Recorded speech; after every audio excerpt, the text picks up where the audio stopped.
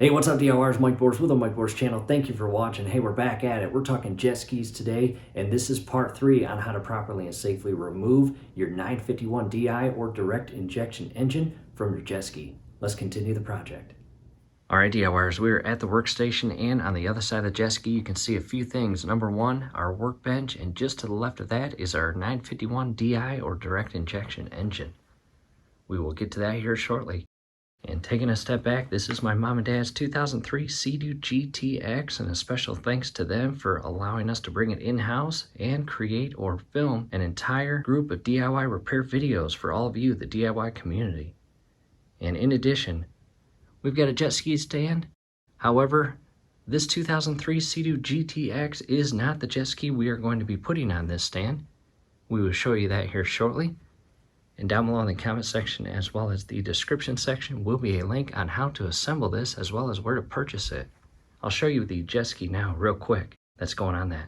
And DIYers, here we are in the garage, and in front of us now is my wife's 1995 Sea-Doo XP. She loves it, I love it, and we are going to transition this jet ski from this trailer onto that stand and perform several helpful DIY videos for all of you, again, the DIY community.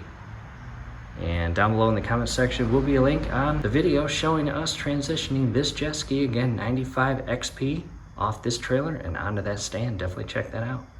Here we are making our way to the front starboard portion of the jet ski, and check this out.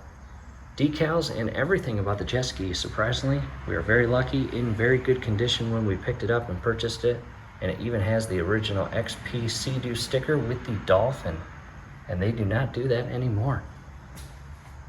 In addition, down below will be a link to a video showing us using a stencil kit and spraying the word Sea-Doo on this seat like it does when it comes from the manufacturer. And we have a purple seat. We also have a yellow seat. We are going to have an additional link down below showing how to reupholster a seat. Basically remove the old worn out vinyl cover and install a brand new one. However, let's go back inside to the workstation and continue part 3. Back to the workstation, and scrolling above right now as well as down below in the comment section and description section is a link on part 1 and part 2. If you have not seen part 1 and part 2, definitely check those out. Bring you up to speed with where we're at right now. And before we actually get to the engine and unwrap it as well as remove additional parts and prepare it for the drive over to our local shop for a full engine overhaul, I want to go back inside the jet ski hull and show you what we've done. Taking a step back port side, and I've removed the seats and carefully rested them on the floor as shown here. And again, coming inside the jet ski hull. And I grabbed just a couple boxes and put them under the direct fuel injection distributor so the entire housing is not hanging and putting any stress on any electrical wires or hoses or lines. You got an air hose on this side. You got a fuel hose on this side right here. You've got your fuel injectors, and you've got the fuel and air regulators on top. And on the back side, you have additional connections as shown right there. And again, I don't want that hanging for a long period of time, so I put those boxes as shown here. In addition, as you saw in part 1 and part 2, I color coded all of my lines. So when it comes time to install everything back onto the engine and their respective fittings, I will be organized. And there's a lot of connection points, DIYers. In addition, down here, the throttle body, red positive cable to the starter, the black negative to the starter, as well as the ground, which is right there. I have also re-secured the bolts that go inside the motor mounts, as well as the spacer right there. And I've installed the front motor mount back in their respective holes there and secured all 3 bolts. And in our case, there are 2 spacers between the hull itself and the motor mount. And we've got our oil filter and oil tank and gas tank. And DIYers, I am actually going to drain this entire oil tank and add fresh new oil. In addition, I am going to replace the rubber seal on the very bottom because, unfortunately, ours is leaking just a tiny bit over time. And down below in the comment section and description section will be a link on us draining our entire oil tank. And basically all I'm going to do is disconnect this portion. I'll have an industrial size and reliable and durable trash bag, and I'll allow all the oil to drain out. Long story short, anytime you mix 2-stroke oil Well, over time, it gunks up and gels up the system, ultimately leading to engine failure. Not saying that is your exact cause nor ours, but it was time for us to get a full engine overhaul, and that'll be nice when it comes back. So again, I wanted to show you inside the hull. We have done a lot of work. There's the drive shaft, carbon ring, and bellow back there, as well as our electrical box with the ignition coils and starter relay, and more. And from here, let's head to the workbench and engine. Making our way around the jet ski, and again, there is our 951 DI, or direct injection engine, fully removed from the jet ski. And we are always busy here, DIYers. And a strong recommendation, anytime you are working on your equipment, make sure you reference your exact serial number service manual. That will go a long way. And here are the top covers to our ray valves, as well as the springs. There's our spark plugs, additional bolts, and a water temp sensor. And in part 2, you saw us actually plug the oil line or oil filter with this kit here. And down below in the comment section and description section will be a link on where to purchase a plug kit that has a whole bunch of different sizes of oil plugs.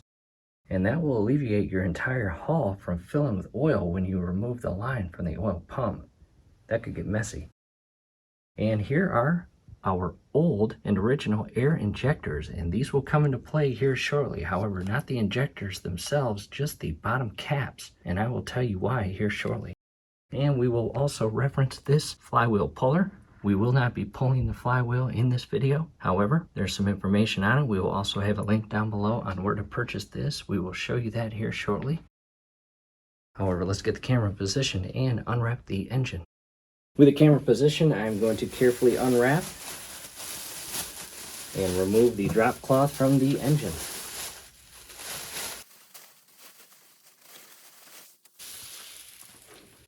And DORs, here's the engine, and first glance we are looking at the port side portion of the engine when it is installed inside the hull of the jet ski. And you can see our starter is still installed on the actual engine. We will remove that in this video. In addition, directly above the starter, you can see your throttle body adapter, and that is held on by several bolts. We are going to keep that installed, as well as our clamps. We may tighten them just a bit so they are not loose during the transportation as we drive the engine to the local marina for the overhaul. And as we work through this project, we will also remove miscellaneous hardware just to ensure it doesn't go missing while the engine is out of our possession.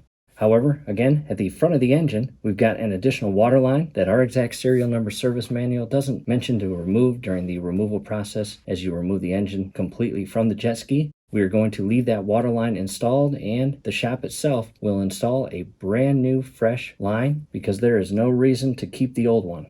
In addition, you can see our oil line right here, and we used one of those plugs that was inside that kit that I just showed you, and you can see some oil kind of feeding up or air bubble inside the oil line. We are also going to keep this oil line connected to the bottom portion of the oil pump because it has an oiler clamp that secures the hose to the fitting, and the local marina is going to remove that clamp, remove this hose, and install a brand new oil hose as well as a brand new clamp.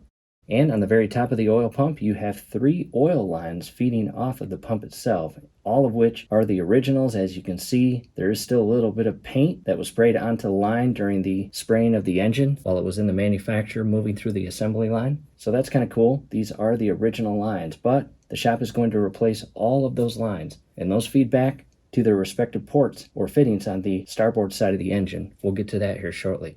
And again, this is the forward portion of the engine, and when you remove all of these bolts, you will gain access to the inner flywheel, as well as the stator and Bendix for your starter.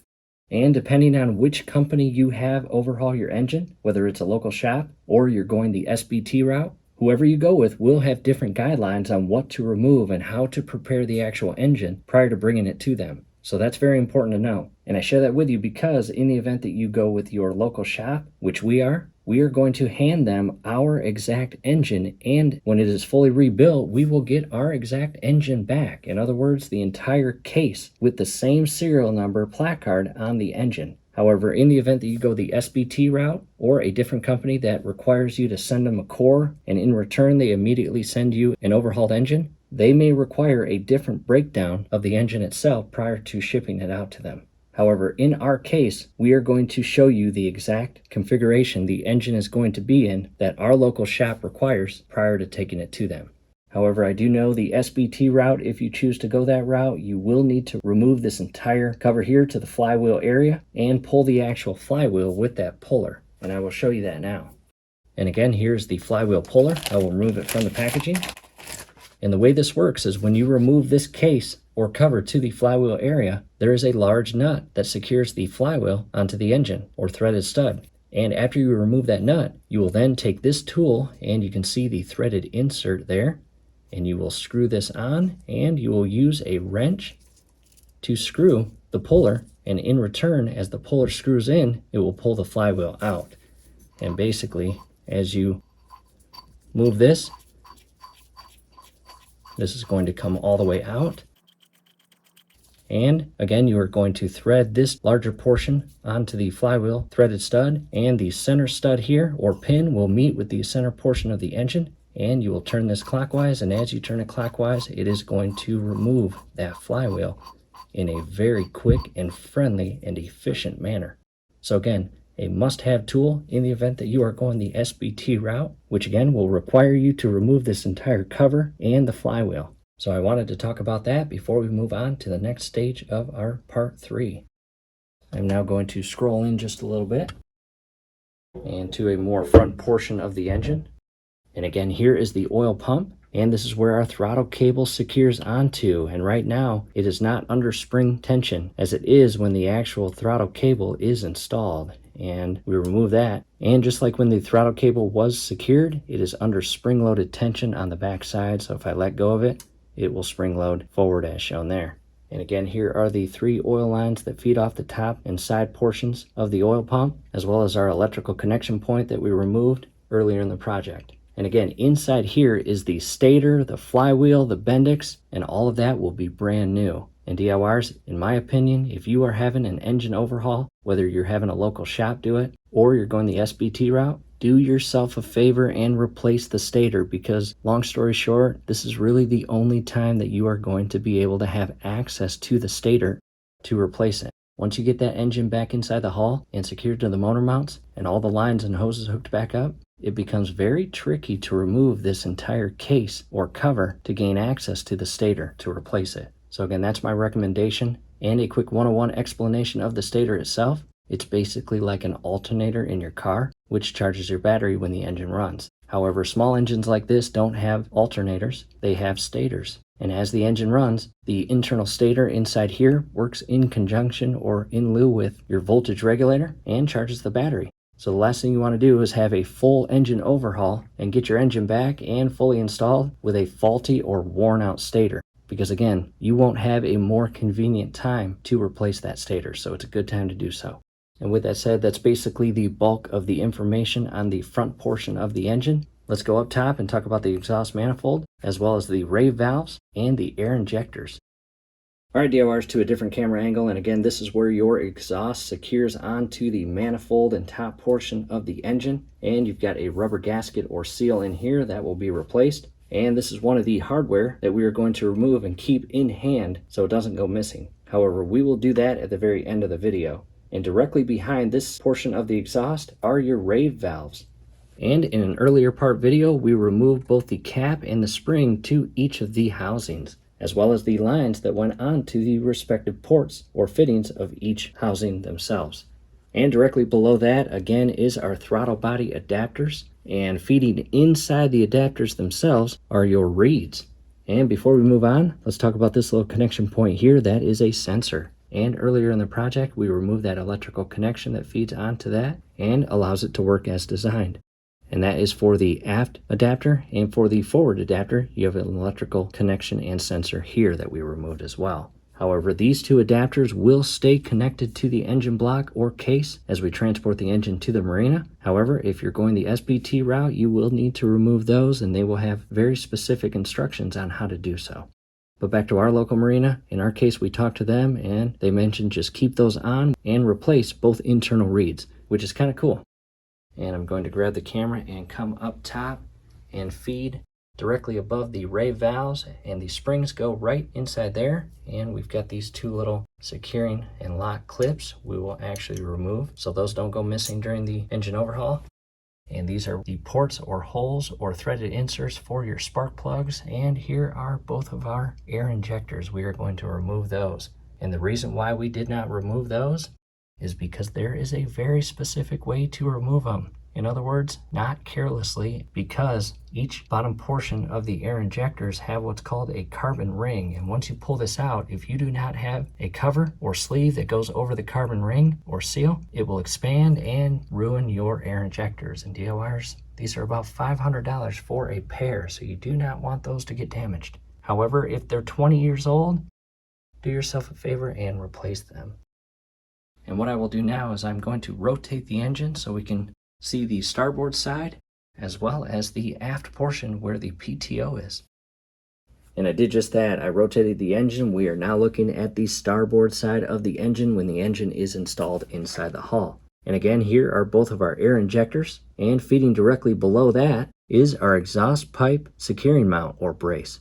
And we've got two bushings inside here, and believe it or not, this is one of the parts that we are going to remove from the engine prior to driving it to the local marina to prevent the bushings from going missing or the brace or mount from being damaged or going missing as a whole. That would not be good. However, again, we will get to that here shortly. And directly below that are the additional oil lines that feed off the oil pump.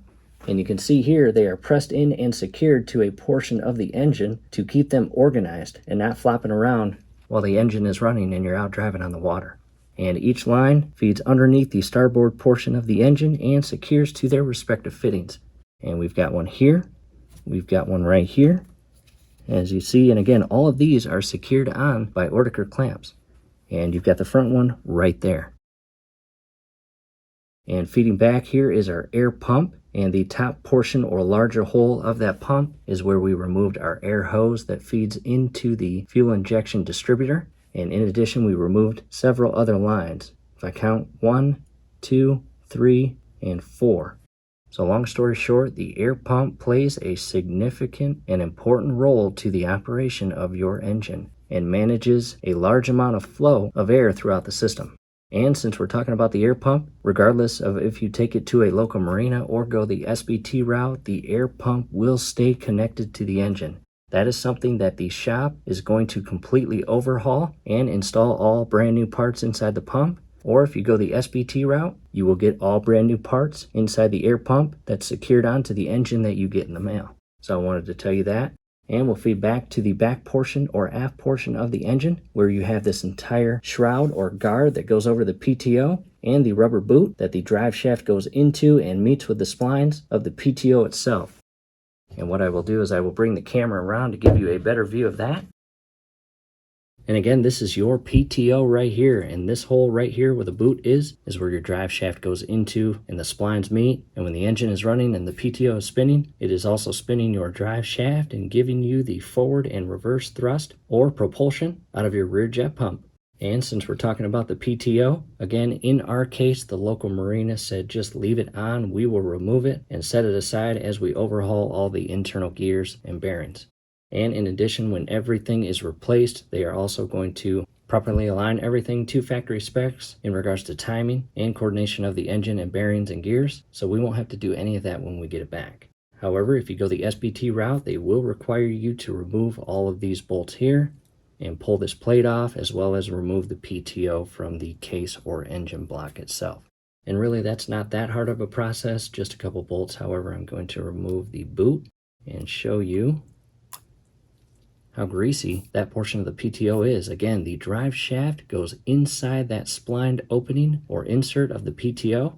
And here's the inside of the boot. Now, I did notice as we were removing this boot or working with the clamps, we've got a hole or crack right there. So I'm going to install a brand new boot as well as secure it with a brand new Ordeker clamp. And I will secure that. And you've got a little bleeder port right here for greasing the splines of the drive shaft and inner portion of your PTO. And if you remember correctly in part 2, or if you have watched our part 2, that entire cover or shroud, in our case gray plastic, that houses or covers the entire PTO portion as well as the carbon ring and drive shaft and bellow, tucks away up into this plate and through this hole and is secured with wing nuts on either side of the PTO, as shown here. And right here is where your motor mount bolts go through and secure the aft portion of your engine to the motor mounts. And DIYers, that's basically a 360 of our engine. What I'm going to do now is rotate it back so we can look at the port side of the engine, and we are going to begin removing all of the parts and hardware as I mentioned before. And there it is. At this point, I've got the engine positioned in a way where, again, we are looking at port side and the starter. And before we remove the starter, I want to go directly below that and show you this bolt. This was the actual bolt that we removed in part 2 to allow us to pull off the black negative cable from this fitting right here. And directly below that is the port or fitting that our water line came off of. And during part 2, you were able to see where this actual fitting was with the water hose connected to it and the zip tie secured. But we needed both hands to remove it, so we didn't get video coverage on removing that. So I just wanted to show you that at this point. However, back to the starter, we are going to remove the starter at this point. But first, I want to show you a tool set that I personally think is a must-have. Back to the workbench, and here it is, the Craftsman socket wrench set. And again, a must-have in our opinion. Down below in the comments and description will be a link on where to purchase this. And we will use this at this stage to remove the starter. Let's go and open it. And here it is opened up, and it's got several T-bits, as you can see, from T50 all the way down to T15 and additional ratchet/socket style bits, including flathead, Phillip, and more. However, in our case, we are going to use the 5 as shown there. Camera back in position again. We are looking at the bottom port side of the engine where the starter is. We are going to remove that, and I've got my extension, ratchet, and the 5mm bit here. We are going to remove this rear mount.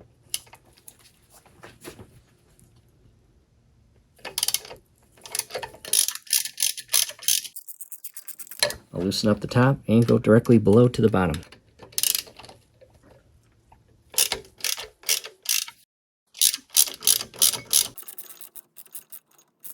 And I've removed the ratchet. I will just unscrew this by hand and remove that lower 5mm bolt.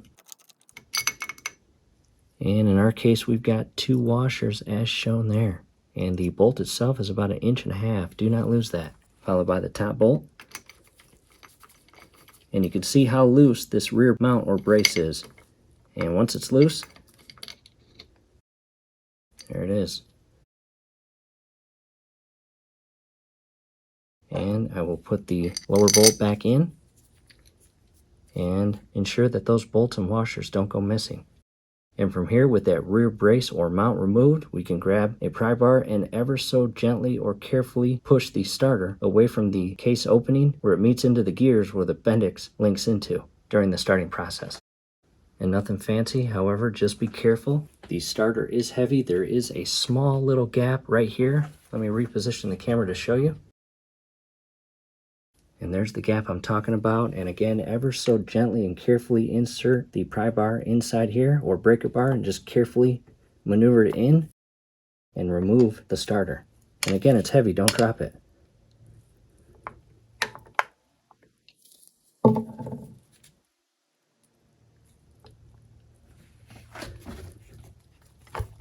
And there it is.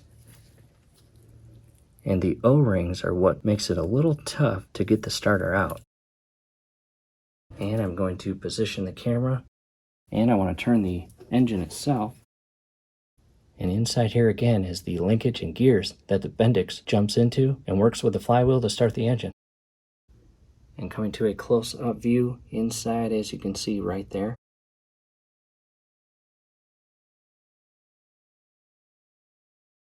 Pretty neat, huh? Next, I rotated the engine away from the port side where the starter just was removed right here and to the front portion of the engine. And again, nothing for us to do up here. We are going to leave everything as is. However, in the event that you are going the SBT route, you will need to remove this cover as well as the internal flywheel. And if you have decided to go the SBT route, chances are you've done your research and you have looked into the full removal and installation guidelines that SBT has on their website, which honestly, in our opinion, they do a pretty awesome job at. However, again, for us, it just didn't sit well sending our engine away and getting someone else's. We wanted our exact engine coming out of the jet ski and factory overhauled and the exact same engine returned to us. So again, in our case, nothing to remove up here. We are going to leave the oil line or hose secured to the bottom portion of the oil pump, as well as this hose right here. This will all be brand new when we get the engine back, as well as the internal stator and gears and linkages for the Bendix and flywheel. And we will also have a brand new oil pump that the local marina will install. Now let's rotate the engine so we can see the starboard side. Here we are starboard side, and DIYers, we are going to again remove the exhaust brace or mount, as well as both of our air injectors. However, we will start with the exhaust mount or brace, and out of that same tool set, we are going to grab a 6mm bit and carefully unscrew both of those 6mm bolts.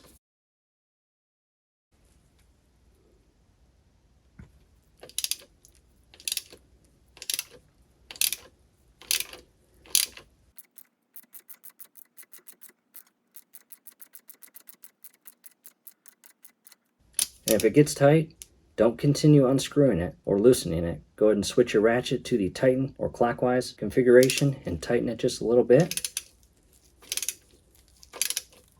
followed by loosening it. And that will help alleviate the possibility of overstressing the bolt during the removal process and snapping it inside the engine. That is the last thing you want.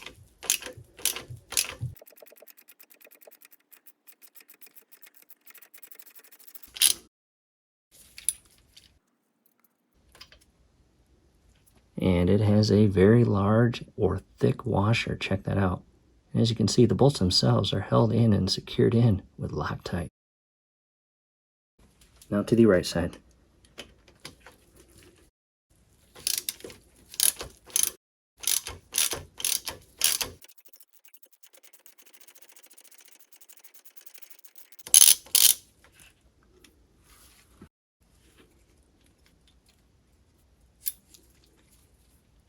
There it is. I'm going to grab that first bolt we removed and set it in the respective hole.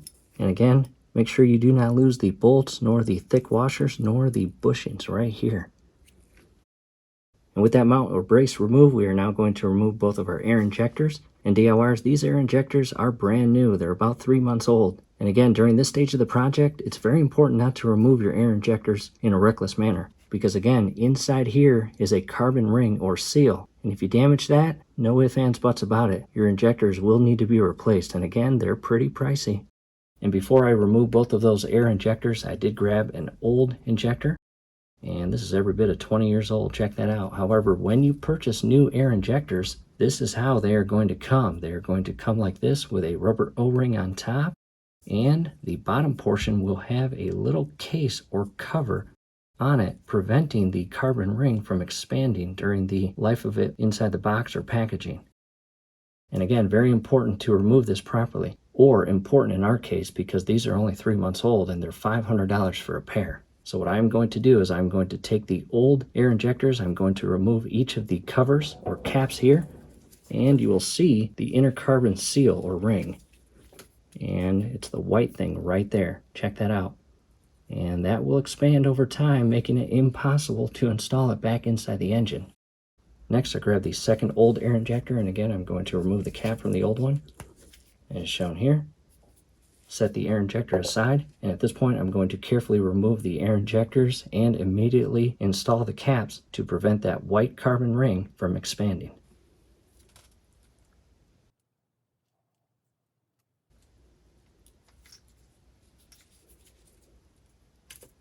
There we go. As you see there, and we've got an additional O-ring, and I'll get that here shortly. However, very important, I'm taking the cap, and it's got a little bit of oil on it, which is nice. It's going to allow us to slide that cap on both the carbon ring and rubber O-ring that you just saw, and you'll see it again with our second one. Really get that firmly on there to prevent either of those from expanding. I'll set that aside, followed by the second one.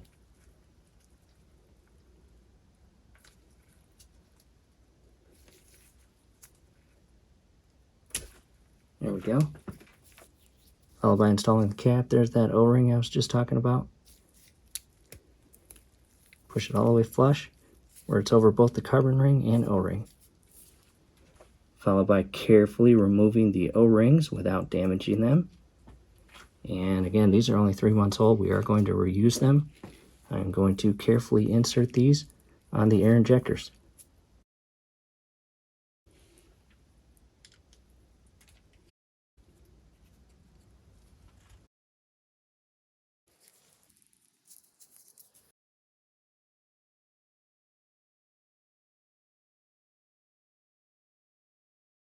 And moving back, again, our air pump, we are going to leave as is. And our PTO, we will leave as is also. And from here, we are going to begin removing the hardware as well as these little lock clips up top. In a quick reposition of the camera, we again are still looking at starboard portion of the engine, and we've got these little securing clips that go on top of the rave valve housings. And again, here's what the cap looks like, and on the inner side is a spring. We removed that in the earlier portion of the project, and you've got a cap for each housing, and inside each of these housings are your rave valves. And again, in our case, the local marina is going to install brand new valves during the engine overhaul.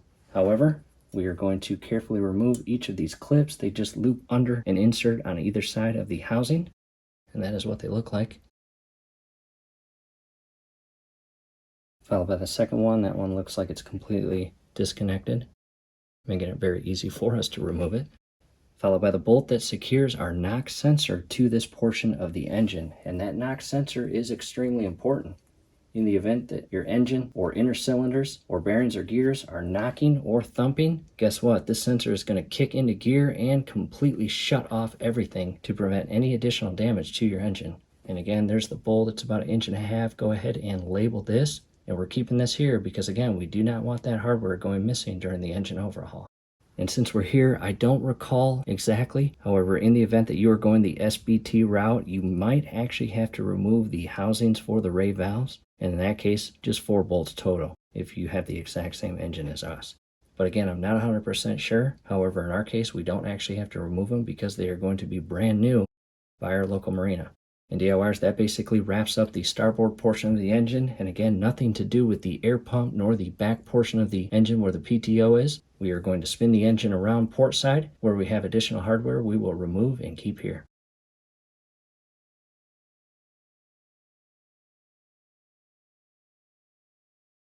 Here we are again port side, and we'll start with the very top nut that secures onto the threaded stud that sticks out of the exhaust manifold. Go ahead and remove this. And again, label everything in the event that you are going to keep your hardware. Followed by tightening these clamps right here.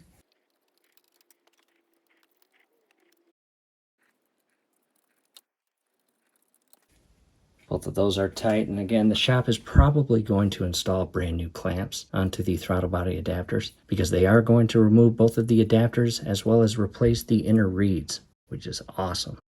Next, coming way down below, and we've got this large bolt that our negative cable secures onto, and I might need to grab a socket and remove that. In our case, 17 millimeter.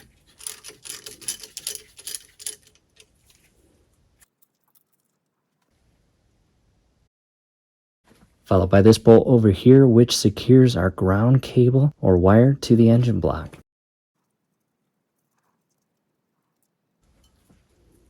And don't lose the washer, it's a small bolt.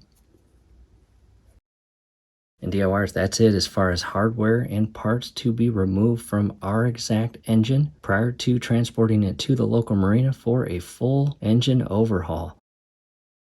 Taking a step back from the engine to the workbench, and again, I've properly labeled the hardware and the air injectors. Starter, I have reinserted each of the bolts to the starter brace or mount, and the exhaust brace or mount. Additional bolts for the fuel injection distributor, our spark plugs, and the covers and springs for the rave valves. Again, DIYers, stay organized. Do not get sloppy with this style or type of project. You are removing an engine and getting it overhauled and installing a new engine.